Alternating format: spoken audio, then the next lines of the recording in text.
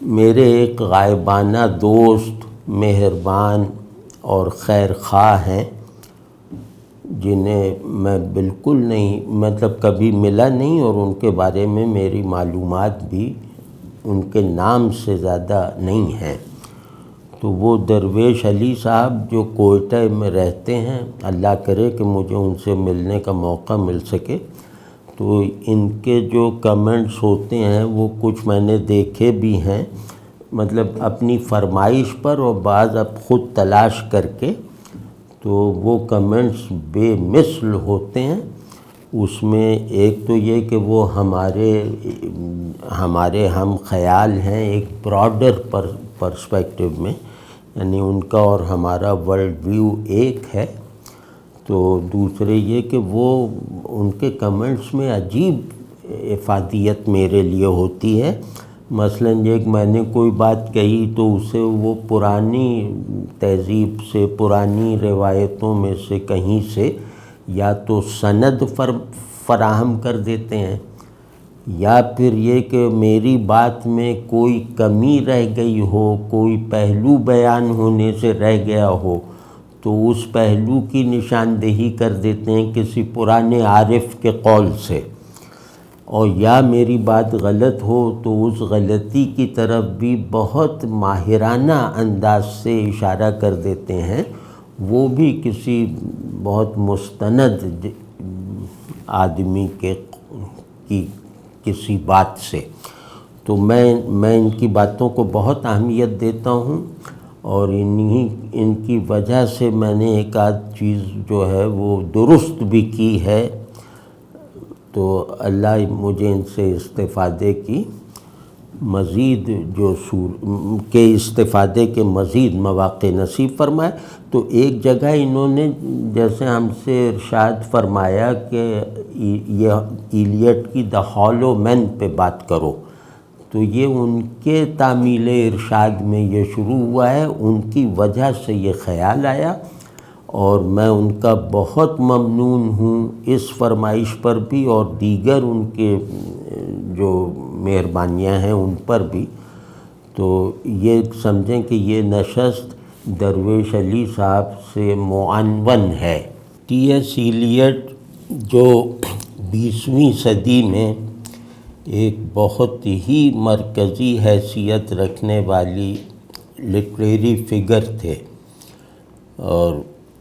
20ویں صدی کے سب سے بڑے 2-3 شاعر چنے جائیں تو ان میں ایلیٹ شامل ہوں گے۔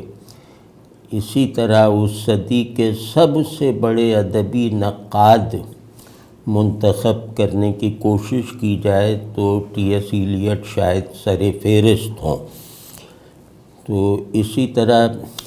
کلچر پر ان کی جو تحریریں ہیں، اور کلچر یعنی کہ تہذیب کی مابعد الطبیعی بنیادوں پر بھی انہوں نے نثر میں بھی لکھا، اور ان کی نظموں کا یہ ایک مستقل تھیم بھی ہے۔ تو غرض یہ کہ یہ بہت سارے پہلوؤں سے صاحب کمال تھے۔ انہوں نے جو 3-4 ڈسپلنز میں کام کیا ہے، ہر ڈسپلن کی صف اول میں ہیں، اور وہ صف اول سے مراد یہ ہے کہ وہ 2-3 آدمیوں پر ہی مشتمل ہوتی ہے، وہ صف اول جو ہماری مراد ہے، یعنی وہ اس میدان کے سب سے بڑے آدمی کہلائے جانے کے حقدار تھے۔ تو آج ہم ان کی ایک نظم پڑھیں گے، دی ہالو مین۔ تو یہ ذرا سا خیال رہے، اور ٹی ایس ایلیٹ کو پڑھنا مشکل کام ہے، چاہے ان کی نظمیں آسان دکھائی دیں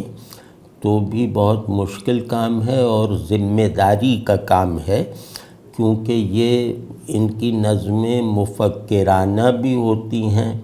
اور اس کے ساتھ ساتھ ایک خاص پہلو سے فلسفیانہ بھی ہوتی ہیں، اور ان کے مضامین میں تاریخ، تہذیب، مذہب، مائتھالوجیز، دوسری قدیم روایتیں ہندو اور تاؤ روایتیں، یونانی روایتیں، اور پھر یہ میٹا فزکس، یہ جیسے اندر گندھی ہوئی ہوتی ہے، اور اس میں یہ اکثر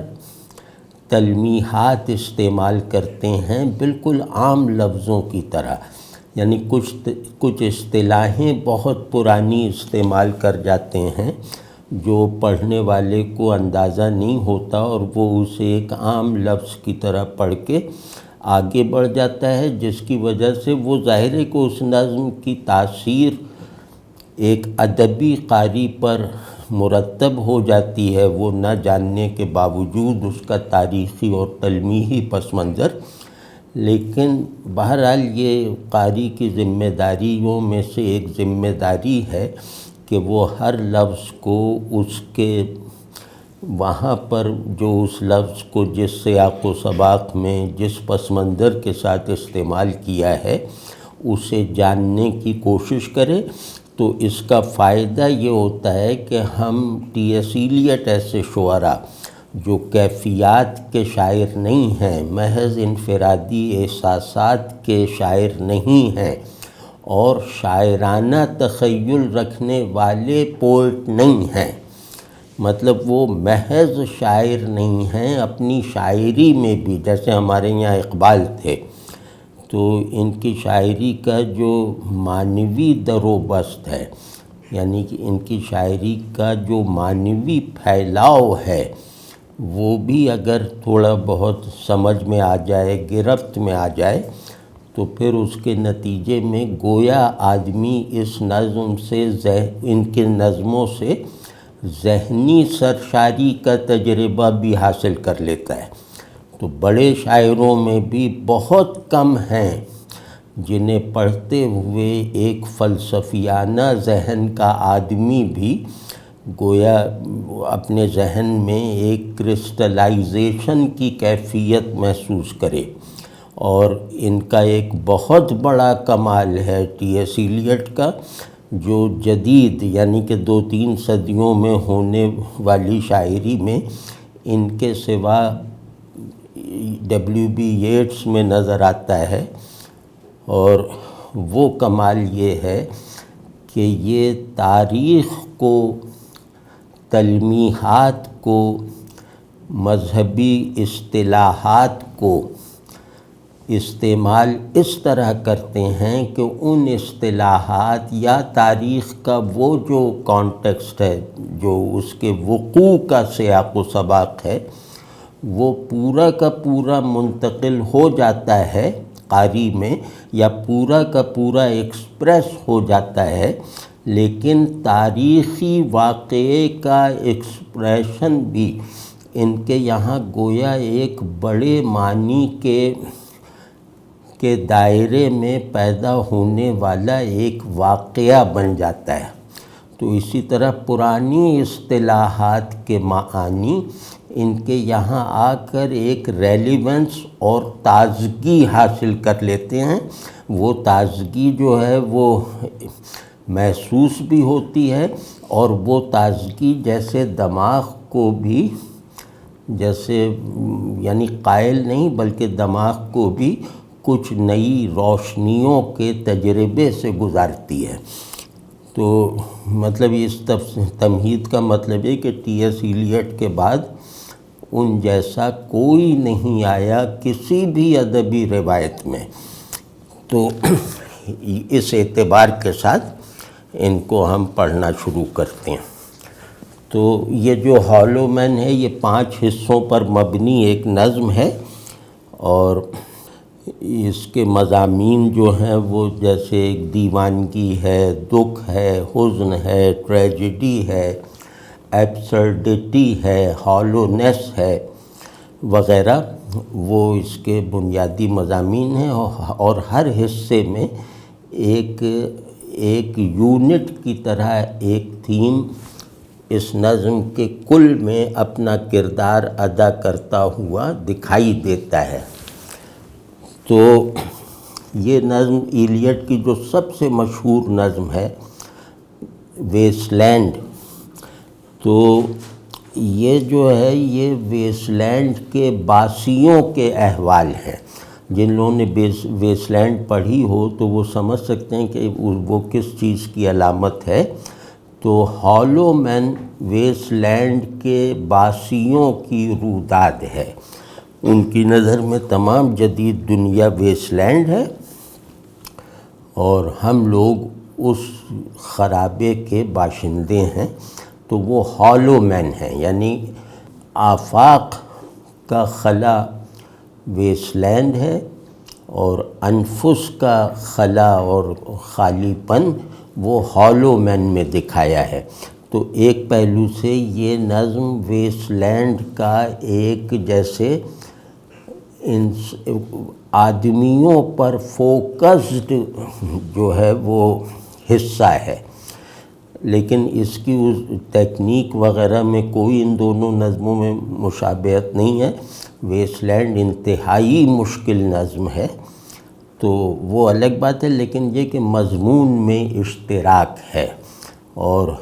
یہ لگتا ہے کہ اسی آدمی نے ویسٹ لینڈ لکھی ہوگی. اس نظم میں بھی مطلب آپ دیکھیں گے کہ لفظ بالکل کوئی بھی مشکل لفظ نہیں ہے اس نظم میں. یہ حیرانی کی بات ہے، کوئی لفظ مشکل نہیں ہے. کالج میں پڑھنے والا ایک طالب علم بھی اس نظم کو پڑھتے ہوئے ڈکشنری کی ضرورت محسوس نہیں کرے گا اگر وہ صرف انہیں لفظ سمجھ کے پڑھتا ہے. تو اس کے باوجود اس میں بار بار اٹکنا پڑتا ہے، ٹھہرنا پڑتا ہے، وہ ڈکشنری دیکھنی پڑتی ہے، اس وجہ سے کہ یہ جو عام اور سادہ سا لفظ ہے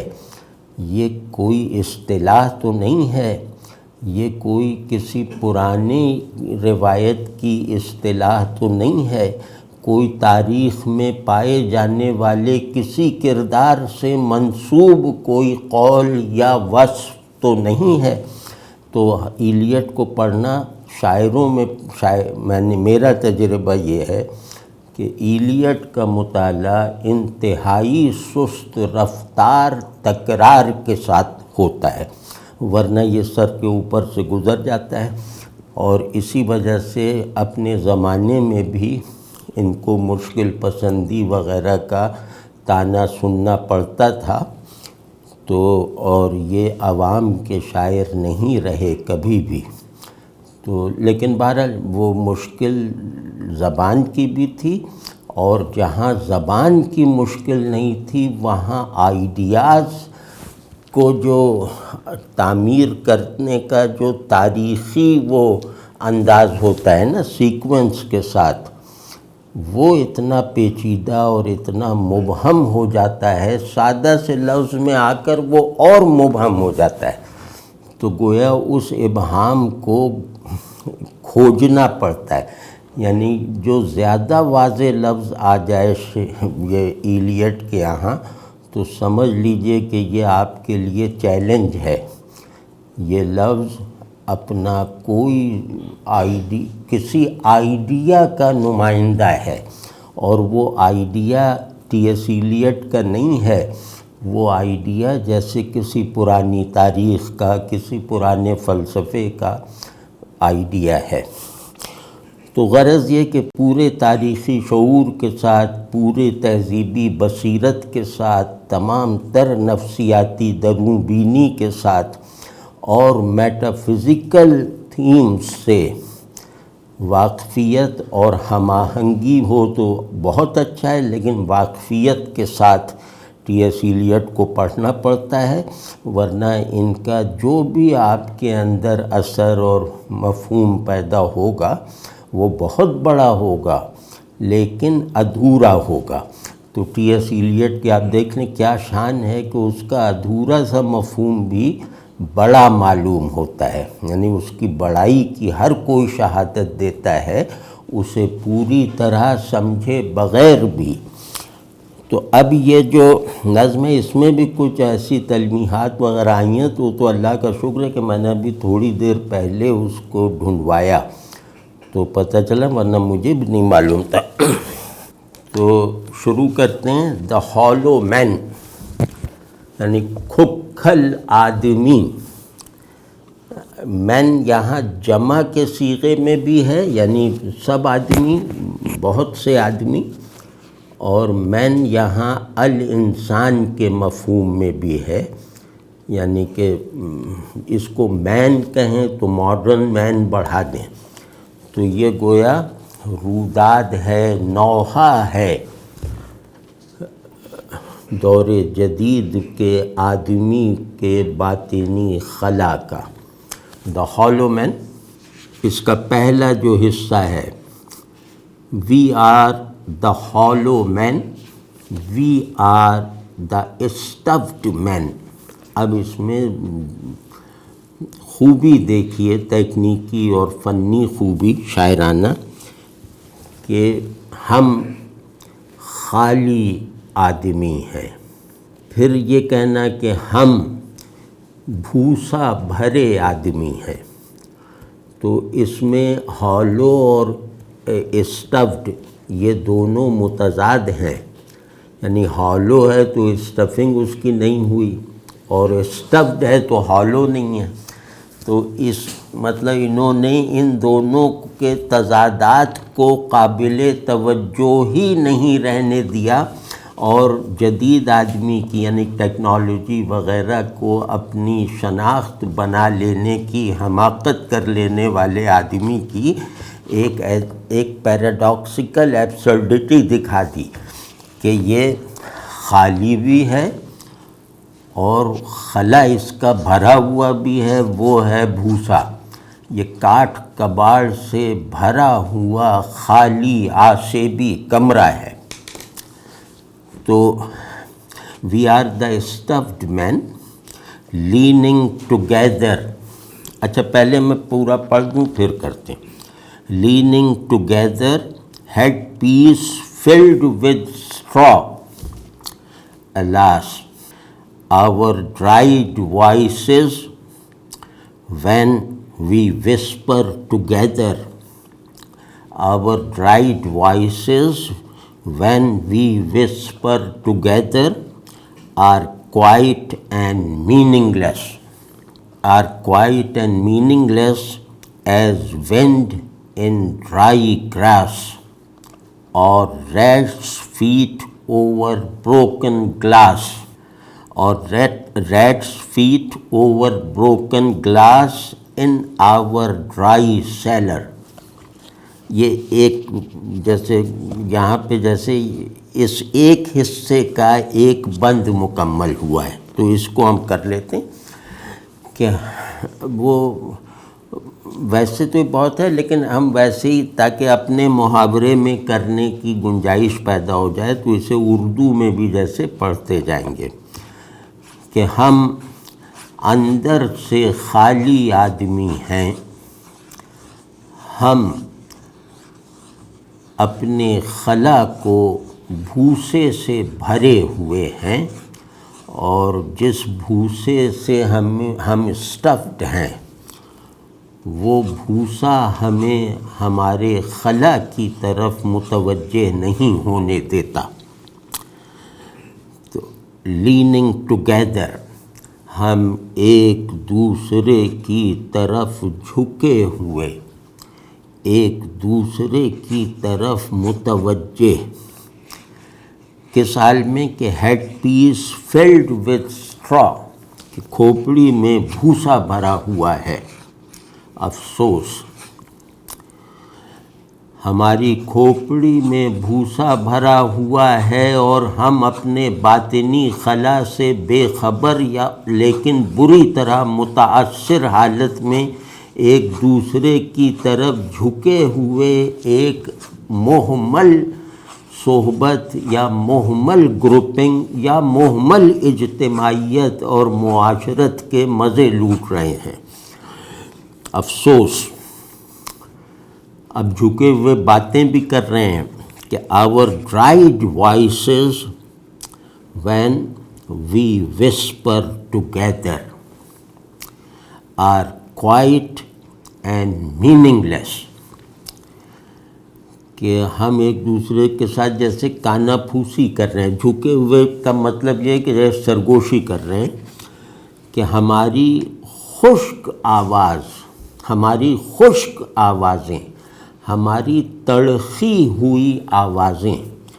ہماری ایسی آوازیں جو آواز ہونا کوالیفائی نہیں کرتی کیونکہ وہ بالکل سوکھ گئی ہیں، وہ آواز کہلانا بھی کوالیفائی نہیں کرتی، وہ تڑخی ہوئی آوازیں سی ہیں جو ہم ایک دوسرے سے سرگوشی کرتے ہوئے اپنے منہ سے نکالتے ہیں یا اپنے منہ سے نکلتی ہوئی محسوس کرتے ہیں۔ تو ہماری سرگوشیاں ہم ایک دوسرے کی طرف جھک کے جو منمنا رہے ہیں وہ جیسے تڑخ چکی ہوئی آوازیں ہیں، یعنی جن کا ظاہر بھی کٹا پھٹا ہے، تو ان کے اندر معنی کیسے ہوں گے؟ یعنی جب برتن ہی ٹوٹا پھوٹا ہے تو اس کے اندر پانی کہاں سے ہوگا؟ تو اس میں یہ بات پوشیدہ ہے کہ نہ لفظ کو استعمال کر سکنے والی، نہ معانی کو کنوے کر سکنے والی آوازیں، تو وہ آوازیں اس وقت ہوتی ہیں جب ہم ایک دوسرے کی طرف جھک کر سرگوشی کرتے ہیں، اور ان آواز ظاہر ہے کہ یہ ڈرائیڈ وائسز ہیں، اور مطلب یہ آواز نہ ہونا کنوے کرتی ہے۔ ایک تو سرگوشی کی وجہ سے آواز جیسے دھندلی، آواز جیسے مدھم ہو گئی، وہ سامنے کی وجہ ہے، وہ یہاں مراد نہیں ہے، مراد ہے ڈرائیڈ وائسز کوائٹ ہے، یعنی کہ یہ سوکھی ہوئی تڑخی ہوئی آوازیں یہ ایک مکروہ خاموشی کی طرح ہیں، یہ ایک ناگوار سکتے کی طرح ہے، اینڈ میننگ لیس، کیونکہ ان ٹوٹی پھوٹی آوازوں میں لفظ بھی نہیں ہے تو معنی بھی نہیں ہے، تو لفظ نہ ہونے کی وجہ سے یہ خاموش ہیں، یعنی بلا آواز ہیں، اور معنی نہ ہونے کی وجہ سے یہ مہمل ہیں، بے معنی ہیں، بے حقیقت ہیں۔ تو ہم جو ایک دوسرے سے باتیں کرتے ہیں وہ گویا دو کیکٹس کے جو وہ کیا کہتے ہیں، کیکٹس کے پودوں کے مکالمے کی طرح ہے کہ آواز بھی کھردری، معنی بھی بالکل غائب، اور لفظ بھی جیسے کرچی ہو کر ہمارے منہ سے نکل رہے ہیں۔ اور اس کو دیکھیے، اب اس کو تشبیہ کیا دے رہے ہیں اس آواز کو، یعنی وہ ڈرائیڈ وائسز اور وہ جو کوائٹ ہیں اور میننگ لیس ہیں۔ اب دیکھیے اس کو دکھا رہے ہیں کہ ایز وینڈ ان ڈرائی گراس، جیسے سوکھی گھاس میں پھنسی ہوئی ہوا، جیسے سوکھی گھاس میں راستہ بھولی ہوئی ہوا، جیسے سوکھی گھاس میں پھنس جانے والی ہوا، یا اور rats feet over broken glass, یا کانچ کی کرچیوں پر چوہے کے پاؤں پڑنے کی تصویر۔ وہ جیسے ہے نا کہ چوہا اتنا ہلکا ہوتا ہے، اس کے پاؤں کی ساخت ایسی ہوتی ہے کہ وہ یہ شیشے کی کرچیوں پر بھی چل لیتا ہے، اور وہ چلنے کے اس کی آواز نہیں سنائی دیتی۔ مطلب یہ جیسے ہم شیشہ کہیں ٹوٹا ہوا ہو تو بے فکر نہیں رہ سکتے کہ یہاں سے چوہا نہیں آ سکتا۔ تو اور rats feet over broken glass in our dry cellar, کیا کہنے کہ ہم جس تہخانے میں رہتے ہیں وہ تہخانہ دنیا ہے جو ہم نے بنا دیا ہے، یعنی زمین کے نیچے جس کوٹھری میں ہم رہتے ہیں چوہوں کے ساتھ، شیشے کی کرچیوں کے ساتھ، وہ جو ہے وہ وہاں کا یہ منظر ہے، یعنی ہم نے دنیا کو ایک بھوت بنگلہ سا بنا دیا، ہم نے دنیا کو قبرستان میں تہہ خانہ تعمیر کر کے اسے دنیا کا نام دے دیا ہے۔ تو وہاں جب ہم مل کے بیٹھتے ہیں اور آپس میں باتیں کرتے ہیں تو وہ یہ ساری صورت پیدا ہوتی ہے۔ اب آپ غور کیجئے کہ کتنا ہولناک ہے یہ سب۔ اب shape without form, shade without colour, paralysed force, gesture without motion. یہ وہ بند مکمل ہونے کے بعد جیسے یہ دو لائنیں انہوں نے بیچ میں رکھی ہیں، دو بندوں کے بیچ میں، جیسے ایک فصل پیدا کرنے کے لیے، کہ شیپ وداؤٹ فارم، صورت وہ ڈیزائن ہے، ہیئت ہے، صورت بنے بغیر۔ یعنی شیپ تو اردو میں بھی بہت مستعمل لفظ ہے کہ یہ صورت کے بغیر شیپ ہوئی ہے،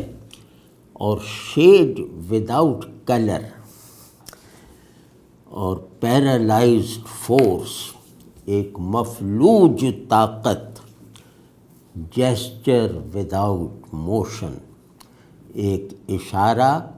حرکت کے بغیر۔ یعنی سر سے اشارہ کرنا ہے تو ہلانا ضروری ہے، ہاتھوں سے کرنا ہے تو حرکت دینا ضروری ہے۔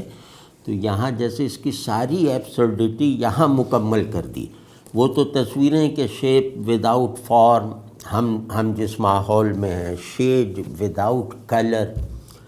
Paralysed force. یہ پیرالائزڈ فورس جو ہے یہ ہالو مین کے خلا کے نتیجے میں پیدا ہونے والی ایک صورت ہے جو اس کے اندر جاری و ساری ہے، کہ اس کے تمام ادراکات، اس کی تمام طاقتیں اور صلاحیتیں جو ہیں وہ مفلوج ہو گئی ہیں، جس کی وجہ سے اب یہ اشارہ بھی کرے، آواز کا تو اس نے یہ حال کر لیا، گفتگو تو یہ کر نہیں سکتا، یہ اشارہ بھی کرے تو اس اشارے کے لیے درکار حرکت بھی اس کے بس سے باہر ہے۔ کمال۔ Those who have crossed with direct eyes to death's other kingdom۔ یہ میں اس طرح پڑھتا ہوں، those who have crossed with direct eyes to death's other kingdom, remember us if at all. Remember us if at all, not as lost violent souls, but only as the hollow men, the stuffed men۔ یہاں یہ پہلا حصہ ختم ہوتا ہے ان لائنوں پر کہ جو لوگ موت کا برزخ پار کر کے ایک وہ کنگڈم میں چلے گئے ہیں، جو موت کے بعد کے عالم میں ہیں، ایک تو مطلب یہ ہوا، اور دوسرا یہ ہوا کہ جن کی آنکھیں کھلی تھیں وہ ہمارے اس ویسٹ لینڈ کو پار کر چکے ہیں، اور وہ موت کی ایک الگ مملکت میں جا چکے ہیں۔ یہ اس کا کوئی جواب نہیں ہے، ڈیتھس ادر کنگڈم، کہ وہ ہم موت کی ایک ایسی مملکت میں ہیں جہاں زندگی غائب ہے، وہ موت کی اس مملکت میں ہے جہاں زندگی حاصل اور حاضر ہے۔ تو جو لوگ کھلی آنکھوں کے ساتھ اس مرگھٹ کو چھوڑ کر ایک ایسی جگہ چلے گئے ہیں جہاں موت تو موجود ہے مگر زندگی کی حضوری کے ساتھ، زندگی سے جڑواں حالت میں، تو وہ لوگ ہمیں یاد رکھتے ہیں، اگر رکھتے ہیں، وہ لوگ اگر کبھی ہمیں یاد کرتے ہیں، بالفرض کبھی یاد کریں، تو وہ ہمیں لاسٹ وائلنٹ سولز کی حیثیت سے یاد نہیں کرتے، یا کیونکہ وہ جو ہیں ڈائریکٹ آئیز ہیں، تو ڈائریکٹ آئیز کا مطلب ہے کہ وہ وہاں سے ہمیں دیکھ رہے ہیں،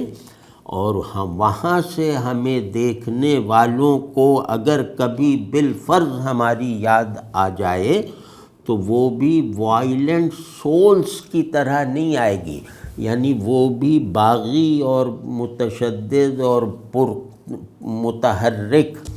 اور زوردار روح اور نفس کی طرح نہیں آئے گی، یعنی وہ ہمیں اس طرح نہیں سمجھتے کہ ہم چلو گناہ گار ہیں لیکن وائٹیلٹی کے ساتھ ہیں، ہم تو ثواب کے بھی لائق نہیں، گناہ کے بھی لائق نہیں، تو وہ ہمیں وائلنٹ سولز نہیں سمجھتے، بلکہ اگر یاد کرتے ہیں تو صرف اس حیثیت میں کہ ہم خالی آدمی ہیں، ہم بھوسے سے بھرے ہوئے آدمی ہیں، ہم آدمیت کے خلا کو باہر کے بھوسے سے پاٹ رہے ہیں، یعنی بے معنی بے مصرف چیزوں سے پاٹ رہے ہیں، اور اس میں بھوسا جو ہے وہ زمین کا زوال ہے، یعنی بھوسا خزاں کی علامت ہے، ایک چیز اپنی شادابی دکھا کے جب موت کی گرفت میں آ جائے تو بھوسا بن جاتی ہے، تو ہمارے یہاں بس موت ہی موت ہے، باطن کا خلا ایک موت ہے، اس خلا کو بھرنے والی چیز دوسری موت ہے،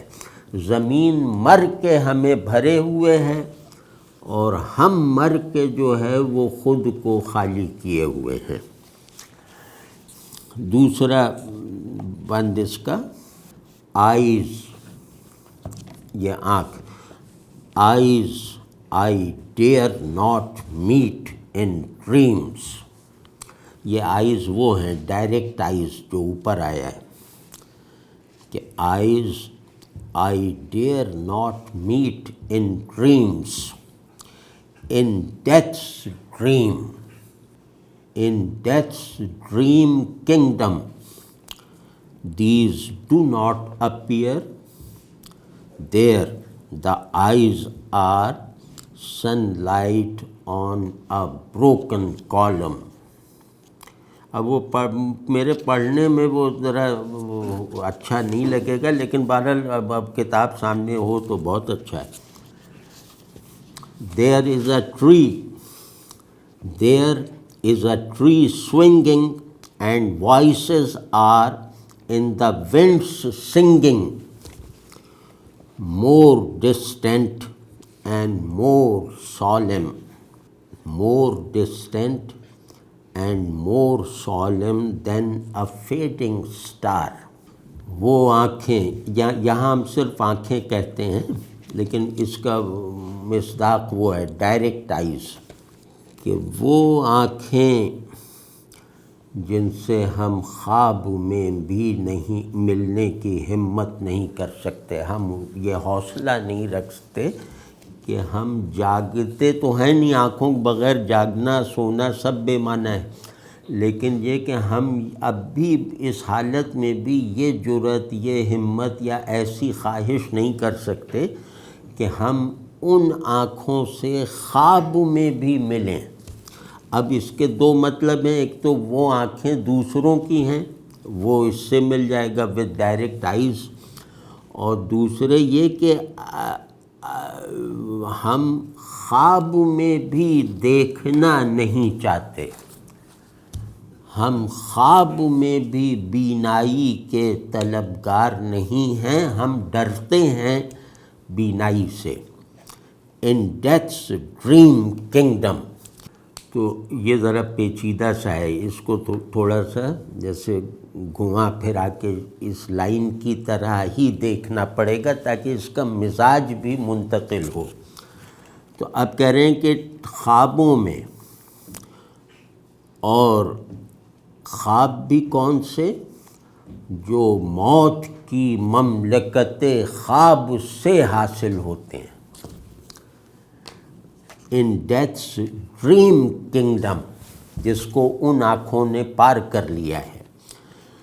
اس میں موت کے دکھائے ہوئے خوابوں میں بھی، موت کے تصنیف کردہ خوابوں میں بھی ہم آنکھوں کے طالب نہیں ہیں، آنکھوں کی طلب سے ڈرتے ہیں ہم۔ تو these in death's dream kingdom these do not appear.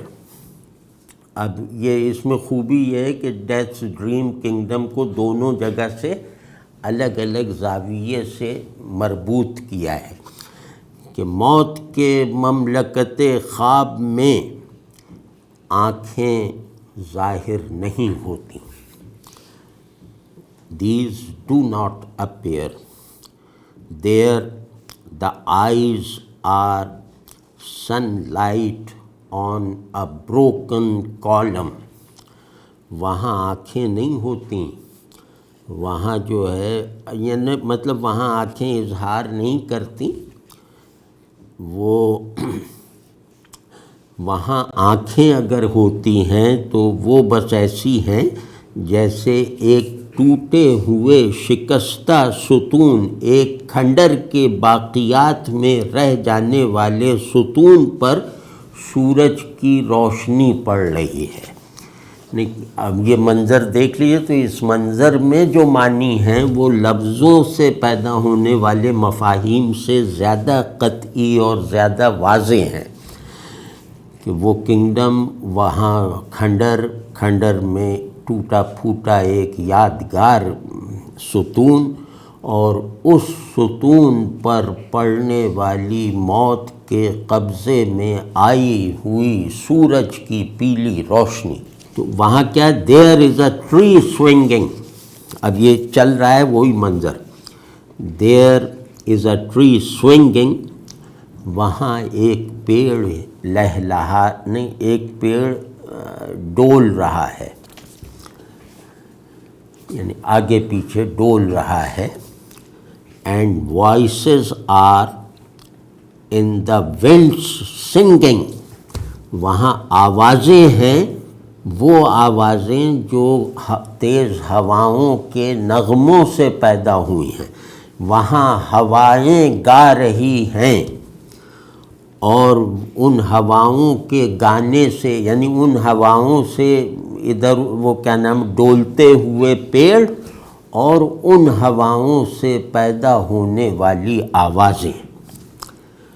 More distant and more solemn than a fading star. کیا کہنے، مطلب آپ غور کر رہے ہیں کہ آخر میں ایک امیج ایسی بنا دیتے ہیں جو گویا ہماری سمجھ میں کمی کا ازالہ کر دیتی ہے یا کفارہ بن جاتی ہے۔ تو وہ ان دا ونڈ سنگنگ، تو یہ سب کچھ جو ہے یہ بہت دور ہو رہا ہے، بہت دور، بہت پختہ، جیسے کہ ایک ڈوبتا ہوا، ایک بجھتا ہوا، ایک مدھم پڑتا ہوا، آسمان کی تختی پر سے مٹتا ہوا ایک بہت ہی بعید ستارہ۔ اب کیسی تشبیہ دی ہے اور کس امیج پہ اس کو ختم کیا ہے،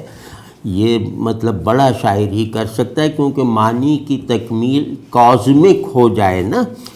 تو وہ لفظوں کی جو فوری گرفت ہے یا لفظوں کے علم میں کمی کو رکاوٹ نہیں بننے دیتے اس بیان سے فائدہ اٹھانے یا اس بیان کا مخاطب بننے کے لیے۔ تو یہ ان لوگوں کے کام ہے کہ یہ سب کیا ہے، بہت دور ہے، اور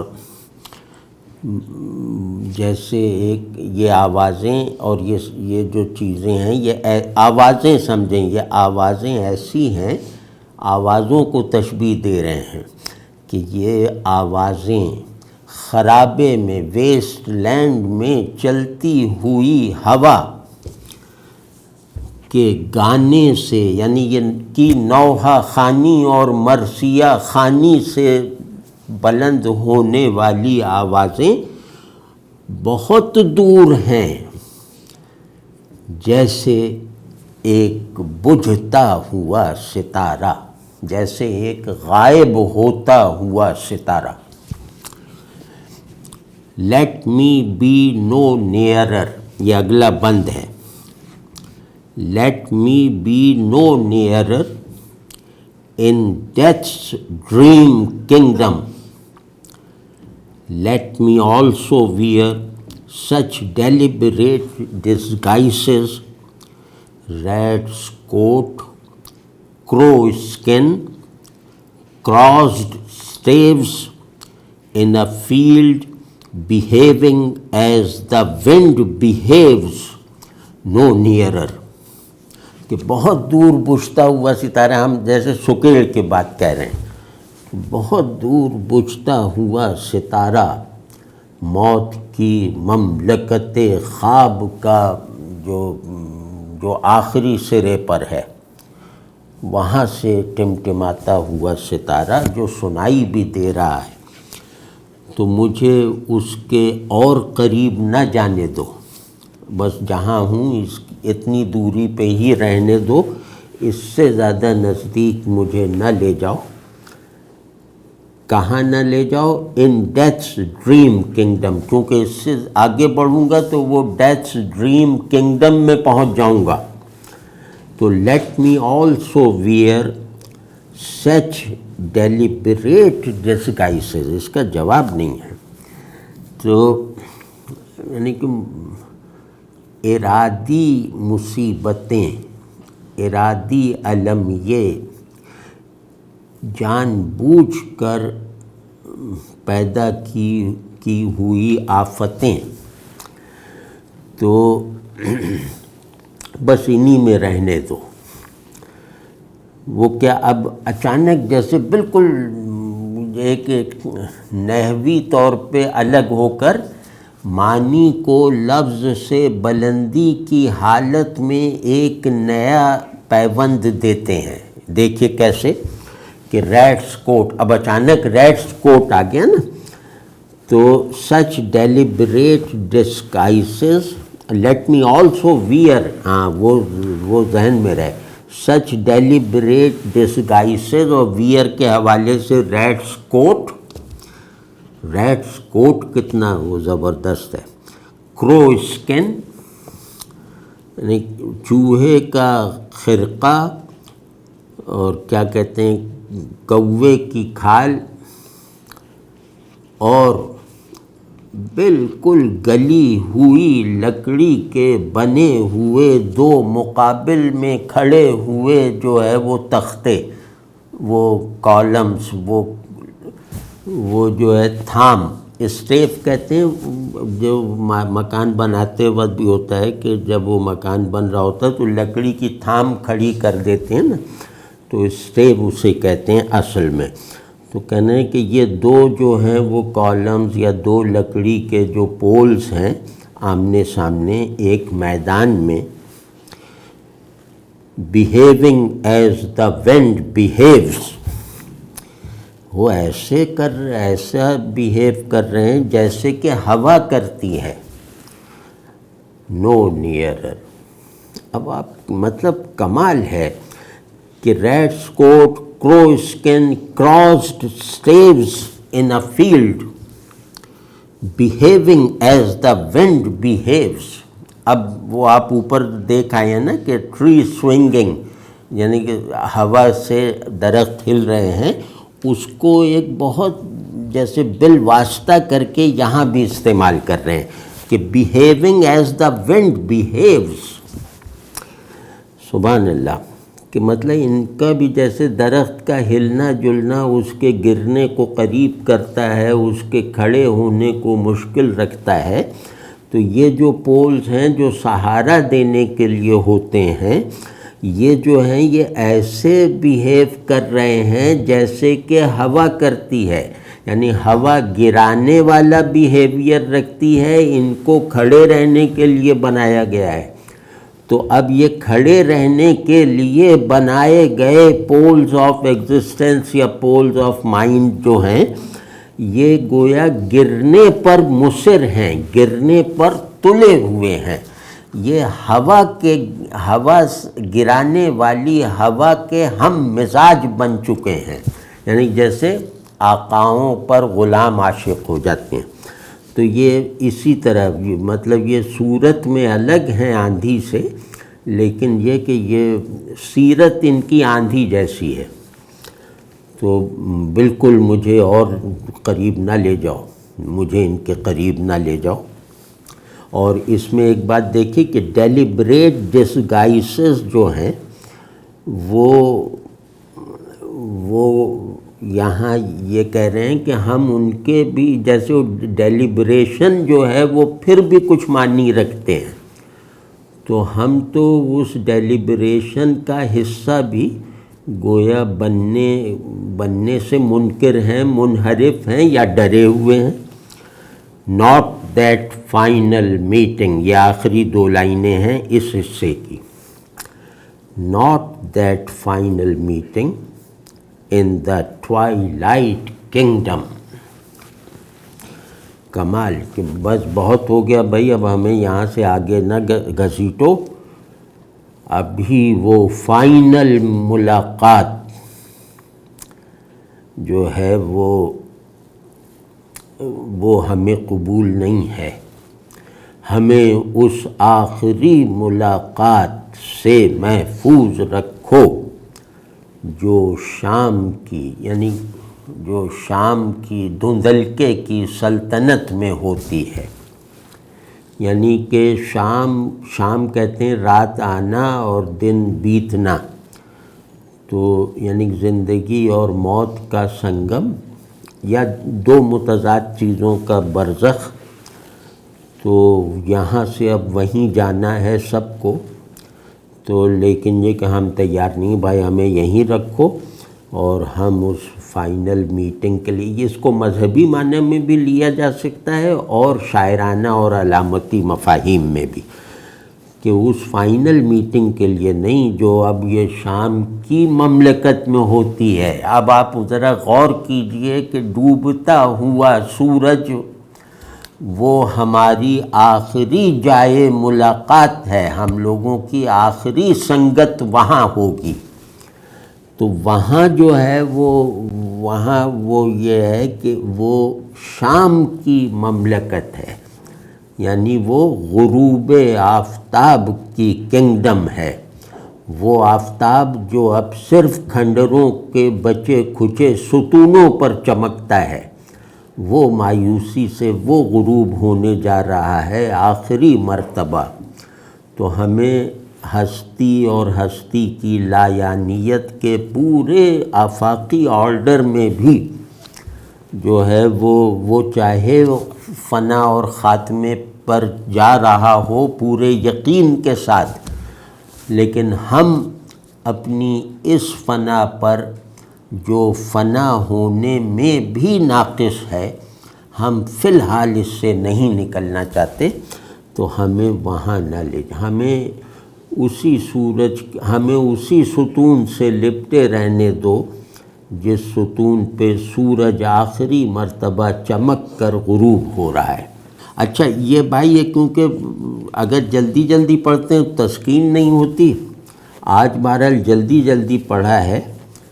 تو، لیکن اس میں وہ لطف نہیں آتا کہ جیسے ہم نظم سے لطف اندوز ہو رہے ہیں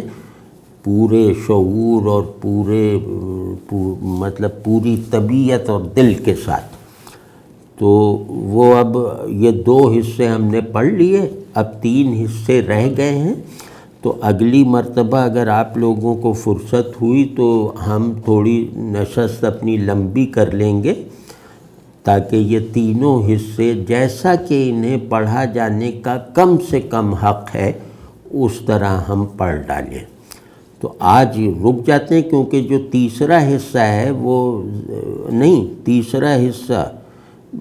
تیسرا حصہ رہنے دے، پڑھ لیتے ہیں، چھوٹا ہے یہ، پھر آگے کریں گے۔ دس از دا ڈیڈ لینڈ، دس از کیکٹس لینڈ، یہ سب ہماری دنیا کے بارے میں کہا جا رہا ہے۔ یہ نظم لکھی گئی تھی وہ جو پہلی عالمگیر جنگ ہے نا، ورلڈ وار جو 1 ہے، اس کے بعد جہاں آدمی باطنی طور پر انتشار کا شکار ہو گیا تھا، جہاں ویسٹ میں ڈی ہیومنائزیشن کی جو ہے وہ وبا پھیلنی شروع ہوئی تھی اس کے بعد سے، تو یہ اس کے بعد کی جو صورتحال ویسٹ میں ہے، یہ نظم اس کے بارے میں ہے، اور لیکن یہ کہ یہ ایک بہت بڑے شاعر کی نظم ہے جس کی نظر اور جس کا تخیل جو ہے وہ ایسا ہے کہ وہ تاریخ کے مخفی مقاصد کو بھی بھانپ لیتا ہے، تو یہ ہمارے موجودہ حالات پر بھی پوری طرح منطبق ہوتی ہے، تو ہم اپنے حالات کی رعایت سے بھی اس میں الفاظ استعمال کریں گے، حوالہ دیں گے۔ دس از دا ڈیڈ لینڈ، یہ مردار زمین ہے۔ دس از کیکٹس لینڈ، یہ ناگ پھنی کا صحرا ہے، یہ ناگ پھنی کا جنگل ہے۔ ناگ پھنی جو ہے یہ جہنم کی جھاڑی ہے، یہ ذرا ذہن میں رہے۔ Here the stone images are raised, here they receive the supplication of a dead man's hand under the twinkle of a fading star۔ آپ غور کر رہے ہیں کہ ایک حصے میں یہ ایک علامت بناتے ہیں، دوسرے میں اسے کھول دیتے ہیں اور مطلب سیاق و سباق بدل دیتے ہیں، یہ ایک اور ٹیکنیک ہے۔ تو یہ مردار زمین ہے، یہ ویسٹ لینڈ ہے، بنجر زمین ہستی ہے، اور یہاں ناگ پھنی کے جنگل ہی اگ سکتے ہیں۔ اور یہاں اب ایک صحرا اگر دیکھا ہو تو وہ وہاں ناگ پھنی کے بہت سارے پیڑ وہ پودے ہوتے ہیں، تو وہ جیسے تصور میں وہ صحرا لے آئیں، دھوپ سے تپتا ہوا صحرا، تو وہاں کیا ہے کہ here the stone images are raised, یہ مطلب اس کو ترجمہ کرنا گویا خراب کرنا ہے۔ ہیئر دا اسٹون امیجز، پتھر پہ کندہ امیجز، وہ ابھاری جاتی ہیں، ابھر آئی ہیں، پتھروں کا ابھار وہ امیجز پیدا کر رہا ہے۔ are raised, here they receive، کمال ہے۔ here the stone images are raised، پتھروں پہ کندہ صورتیں جو ہیں وہ ابھاری جا رہی ہیں۔ here، یہاں اس مردہ صحرا میں، they receive the supplication of a dead man's hand، یہ پیڑوں پر کندہ یہ صورتیں جو ہیں وہ یہاں ایک مردہ آدمی کے دستے دعا کو جو ہے وہ اپنے اوپر چھاپ رہی ہیں۔ یعنی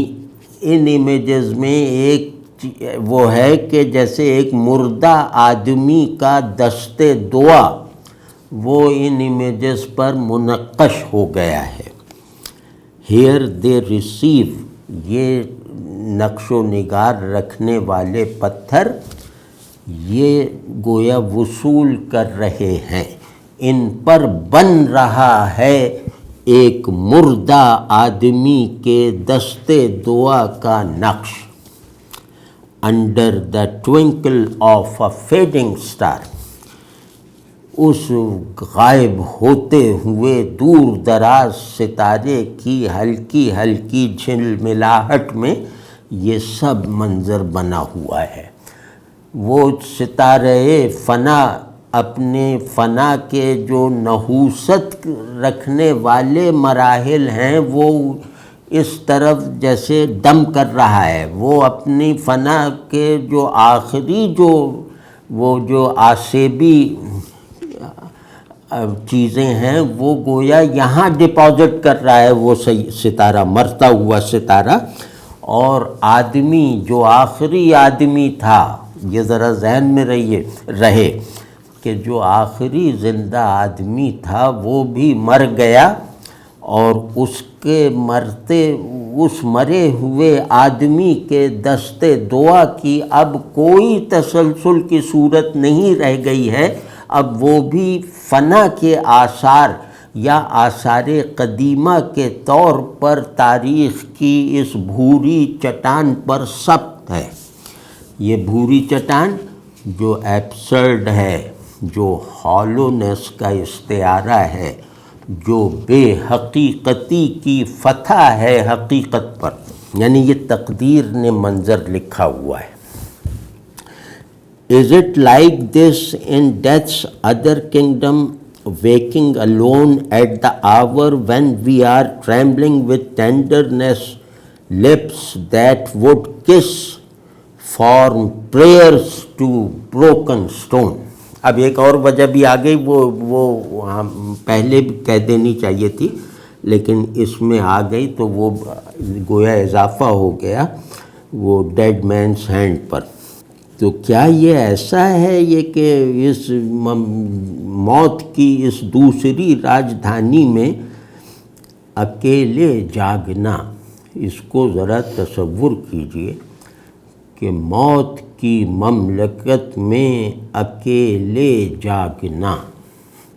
مردوں کے بیچ میں سانس لینا، جو منظر دیکھے ہی نہیں جا سکتے ان پر آنکھیں گاڑنے کی مشق کرنا، بے حقیقتی کے زہریلے دھوئیں میں آکسیجن تلاش کرنا۔ تو یہ سب ہے ویکنگ الون ایٹ دا آور، ایسی ساعت میں،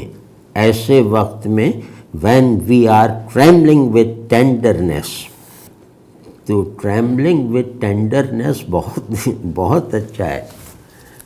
کہ ہم جیسے لذت سے کپ کپا رہے ہوں، راحت سے لرز رہے ہوں، یعنی شدت نشاط میں ہوں۔ لپس دیٹ وڈ کس، اب یہ ایک علامت سی وہ اس پہلو سے بنا رہے ہیں،